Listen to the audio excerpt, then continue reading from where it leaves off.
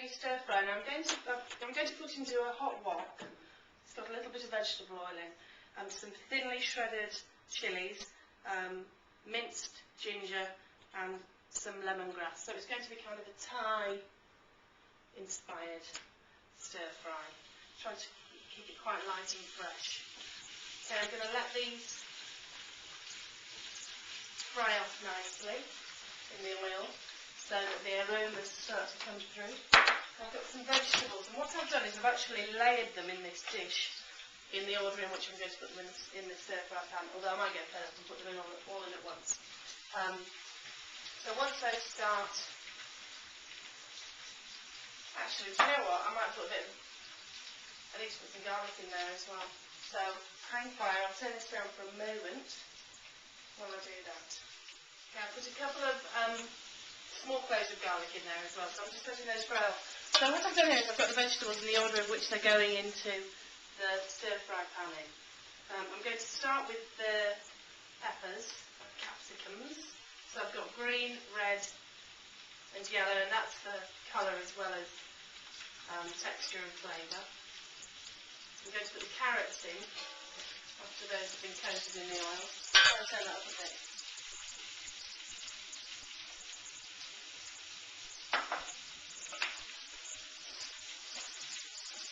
Oh, you can really smell that. Oh, abundant. So eggy. So those have gone in. I'm going to put the carrots in now because obviously they take quite a long time. And I've tried to keep the vegetables roughly the same size, or certainly the same width. And I've got some baby sweets on here, which I've actually cut in half because it does take a little bit of time to cook. So those are the harder vegetables that I'm going to stir fry. I'll leave those stir frying for about 5 minutes, and that should soften them. Okay. Okay, I've added a bit of water just because it was getting quite hot. And the vegetables were starting to brown a bit too much. And I saw Ken Hom do it once. He knows what he's doing, doesn't he?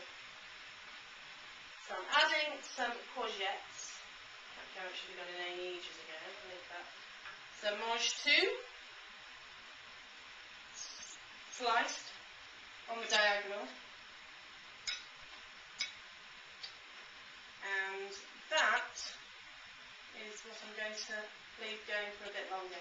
I've got a lid actually for this one, so it's quite good because you can sort of stick the lid on and steam things. So it's ideal. Now the last thing that's going to go in are the mushrooms and the bok choy, because they don't take any time at all to cook. And sometimes with mushrooms, if you leave them for too long, they can go quite they can just, all the water comes out, it makes everything really watery.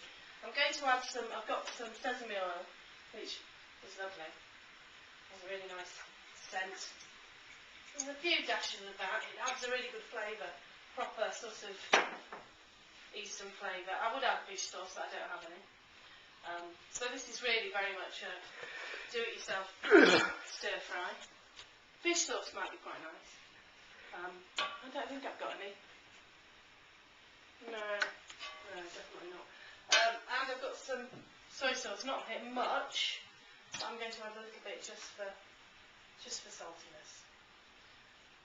Oh, the smell of that sesame oil is gorgeous.